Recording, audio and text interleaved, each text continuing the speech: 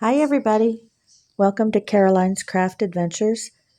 So, I'm looking at some tags that I made, and I thought I'd bring you along real quick and show you how I did these. I like how they turned out.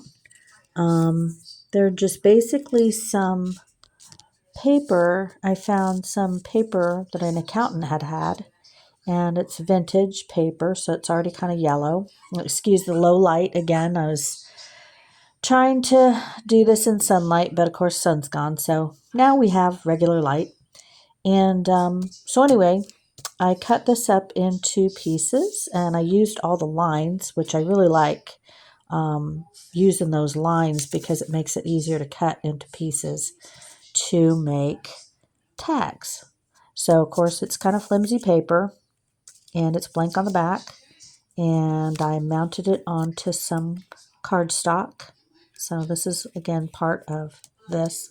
These pages are pretty big. They're actually, oh gosh, almost 16 inches long, some of them, by 8 inches wide. And they're already pre-punched because the accountants would have them in folders and stuff. So anyhow, I cut this long sheet up, and I was able to start with this and cut them into these pieces here, like this.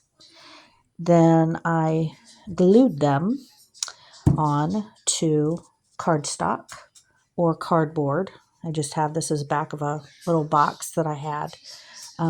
It's not real thick, but it's thick enough. It's cardstock. If you don't want to buy this kind of stuff, you can certainly just get this. This works just fine, especially if you plan on inking it, or if you just want the white backing, that's fine too.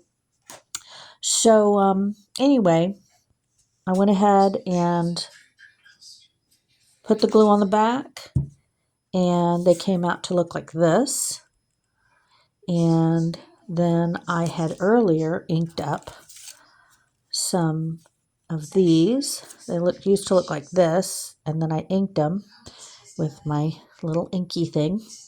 Inked them up really good, actually. And that's what they came out like. And I did some of them even with a red marker.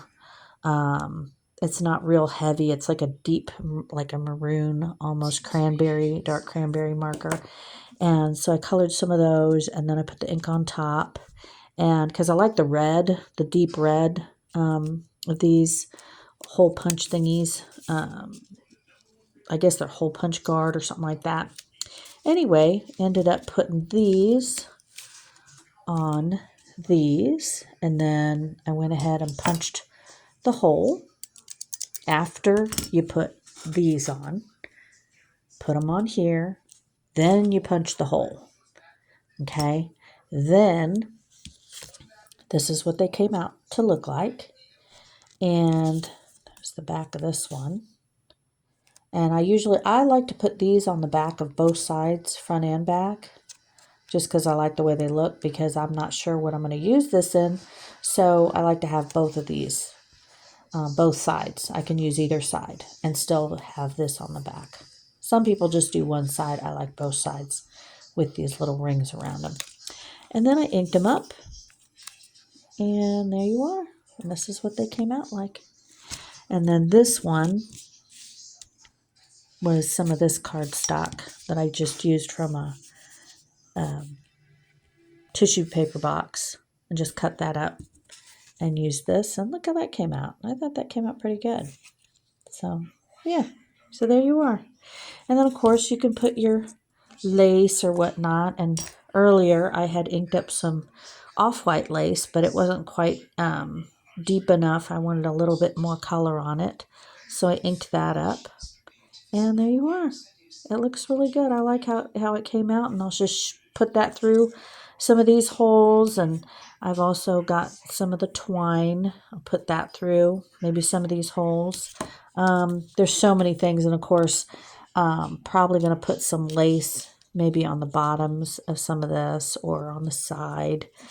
This looks really nice on the bottoms like that, or even on the side. So, it's however you want to do it. But yeah, so there you are. There's inking some tags, making tags, a very, very quick process. I made all these, gosh, in probably 30 minutes. I mean, really, the longest part is just cutting out this paper, but you just use the lines to make them as big or small as you want. Some of them are bigger. I made this one bigger than the other ones just because I thought, I got to make some bigger ones too. So I need to ink these up, but I wanted to show the before and after. So there's a big distinctive difference between the before and the after. Okay, and you don't have to ink them if you don't want to, but I kind of like the way they look before and after. I like both those, so I leave some of them just like this. So anyway, I hope you like that quick little tutorial on how to do those and everything. So please like and subscribe to Caroline's Craft Adventures, and I hope to talk to you again really soon. You guys have a good day. Bye.